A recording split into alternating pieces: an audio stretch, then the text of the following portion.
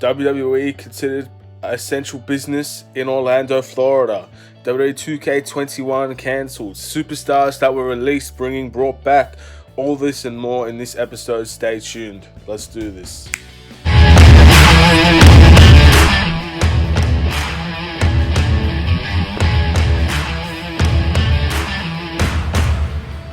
What's up, everybody? It's the Sports Code, aka Aiden, and welcome back to another video. WWE has had some interesting news coming out this week. A lot of things have happened since the mass firings of a lot of superstars. WWE being considered an essential business is the one that's probably going to be the most talked about in this episode. Also got potential WWE returns from people being released, and also more news on WWE 2K21 being cancelled. So before we get started, please like and subscribe to the Sports Code YouTube channel. Turn notifications on. It's right next to the subscribe button. It'll allow you to see more videos from me on a regular basis. I upload twice a day, and it will just help me out a lot, and as well it gives content for everybody else out there to talk about sports discussions and sports games. So you get both out from me. So without further ado, let's jump into this. So the first thing we need to talk about, very important, we must talk about the essential business that WWE has been declared in the state of Orlando, Florida. Orlando, Florida being where the Performance Center is held.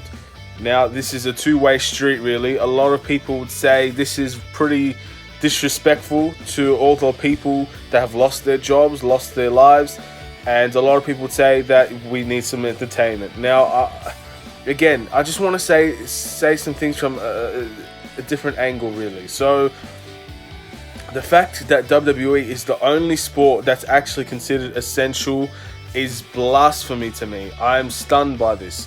WWE, to me, is not considered an essential business. It's not going to affect, well, it will, like, it'll affect my mood and my attitude, my mental health, but all sports do that. So if the fact that WWE is the only sport that's allowed to continue is something that, to me, that just doesn't seem right at all. And it looks like a lot of sports will have to go to Orlando to be considered an essential business, an essential sport. And what does that mean? Does that mean all these sports are going to start going to Orlando, Florida? To be honest, it is disrespectful for many people, especially, look, I'm no expert, I'm no doctor, but if you don't even need to look, it's everywhere. America has been hit very hard with this coronavirus issue. New York has copped it so bad that it's pretty much killed more than half the population of Australia. Like, Australia has, maybe, I wouldn't say half the population, but Australia has maybe 25 million people. And in America, in New York, it looks like 900 people a day are dying from the coronavirus. They've copped this so badly. Almost half of America has the coronavirus. The fact that you're going to risk people coming in constantly to work in a dangerous environment, travel, all of this, putting them in risk, it is bad. And yes, they are doing tapings. They are doing multiple shows in one, so just to make it a little bit more safe. But to be honest, the way that America's copped this, like, I can't believe that WWE has been considered an essential business, to be honest. We have to think about the safety. I'm sure the superstars are voluntarily able to come to Raw, come to SmackDown, and to perform. And they have their rights to do that now. It's their job at the end of the day. I don't feel bad for the superstars involved, because at the end of the day, they still have a job, they're still getting paid, they're still able to live and function. But just the fact that Orlando actually considers this essential business is what I have the problem with. I don't have a problem with the superstars. I'm not going to go and say, look at this superstar. Oh, they're working under the coronavirus lockdown. Their company is considered essential. What is this? Like, no, it's just the company itself that I'm stunned was considered essential. But at the end of the day, people probably won't mind this too much, because they want the entertainment, man. They want to go see Raw. They want to see SmackDown. They want to see NXT. They want to see superstars compete. They've done Raw and SmackDown especially have done so well since the lockdown. They've been positively impacted by this in terms of the actual performances of the shows. But the ratings have gone down, which is stunning, because more people have time to go watch Raw and go watch SmackDown. But it's just the way it is. No fans really affect it. But they're still able to provide performances so in order to A, not lose as much money, because they will be losing a lot if they go down, and two, they're able to put on decent shows, and people are able to watch and digest and make things more personal, which is something WWE has lacked over the past years. Most of these rivalries are personal rivalries, and that's something that's good to see as well. So that's the first news we needed to talk about. Essential business for WWE in Orlando. Does that mean the NBA, the NHL, they're all going to come to Orlando to go finish their seasons? Because if that WWE is considered essential business, why won't the NBA be considered essential business? The social distancing problems will still arise. It's a physical contact sport, so why not go to Orlando, Florida, just to finish your season? If that's how you want to do it, then why not do it there? Orlando, Florida is home of the Summer League. At the end of the day, it's played in Summer League arenas. Simple as that. We'll talk about the next thing. The next thing I want to talk about is potential superstars coming back from potentially being fired. There's been a number of people that have been linked to a return, but there's only a few that's actually been pretty much confirmed that they would be returning to WWE programming over the past few weeks. Number one, before I mention the main person that's pretty much guaranteed to be on WWE programming soon, I want to talk about Drake Maverick. People are having a lot of debate and issues about Drake Maverick's emotional, I won't say breakdown, but emotional response to leaving the WWE, to leaving the business that he loves, and the emotion it took on him. And WWE fans are having a big problem with this as well. And it looks like Drake Maverick, he's still wrestling for the NXT tournament, Cruiserweight title tournament, which is great.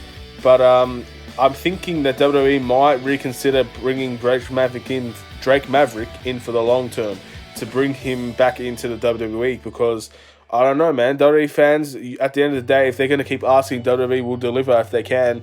And I think Drake Maverick might be very lucky in this circumstance to be one of the only superstars that actually can get their job back within this whole pandemic after being released. It's very, very rare, but potentially that could happen. Speaking of another rarity, this one's pretty much locked on. For anybody that doesn't know, Sarah Logan looks like she will be returning to WWE programming after getting her job, pretty much getting released from her job. And if you think about it, they put Sarah Logan under the most risk of catching the coronavirus or getting sick in any way. That's just how it is. They released her pretty much 2 days after wrestling on Raw. They couldn't have just let her stay. And it's not the greatest thing to do to someone, is it? But finally, it looks like some positivity is coming out of WWE. In a very dark time, Sarah Logan looks like she is going to be returning to the WWE. And I'm, for one, am extremely stoked about this, because I think it was a pretty big misjustice letting a lot of these guys go, letting Sarah Logan go, because she was very good and she was still young. She had the capability of becoming something. It's similar, if Sonya Deville got released, I would feel the same way. They're just superstars that you know there's something there that you can get to them. You can get the best out of them. They're a long-term project instead of a short-term success.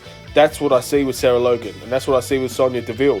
So if someone gets removed from their potential, and you see that, it sucks. But it's good to see that she's coming back. If I had to take a guess, I think she's going to cost Shayna Baszler the Money in the Bank. Looks like, because I don't think they can afford giving Shayna Baszler the Money in the Bank. I don't think she needs it. I think she could easily win the Raw title or the SmackDown title, whatever title she wants to win, without really needing something to help her do it. So I don't know. If I had to take a guess, I think Liv Morgan will probably win that Money in the Bank match. But we don't know. We still don't know. I'll make a Money in the Bank preview later on down the line. But this is for now. Sarah Logan's back. Congratulations to Sarah Logan for getting your job back. It will be good to see you back on programming. Now, I don't think it's officially confirmed. WWE hasn't necessarily confirmed it. There are many outlets, many YouTube channels that have basically confirmed this for us. So, unless they've been given false information, I don't tend to not believe them most of the time. They tend to be very reliable. So let's see where that goes. Congratulations to Sarah Logan if the news is true. Now, it looks like WWE 2K21 is officially cancelled. We've mentioned this in a previous WWE related episode. We talked about WWE 2K21, how it could potentially be cancelled, and how WWE might seem to make a new game, make a new non-simulated arcade game that would be similar to a WWE All-Stars type game. I got that from Denkops and the video that he reacted to. So it looks like this is going to be the plan. Things are going to be moved into motion on this. And WWE 2K21, again, no one is more happier than me that 2K21 got cancelled. I don't own 2K20 WWE, and the reason why is because I know, and I've known way before the game came out, this was going to be a bad game. There were so many rumors before it. You had wrestling channels say that it's not the greatest game, so why in the hell would I want to go buy something that is just glitchy, doesn't work? I just don't see how I could possibly want to own a game like that without knowing beforehand. And giving the information that I had, why would I make a decision to go buy a game like that? So WWE 2K21, I didn't want to see it, because why would I want to go? It's almost like the company has lost my trust. I trust 2K in a lot of things. In NBA, as much as we complain about the game, it is the best basketball game in the world, and it's pretty much the only one now. So I have to trust 2K in relation to basketball.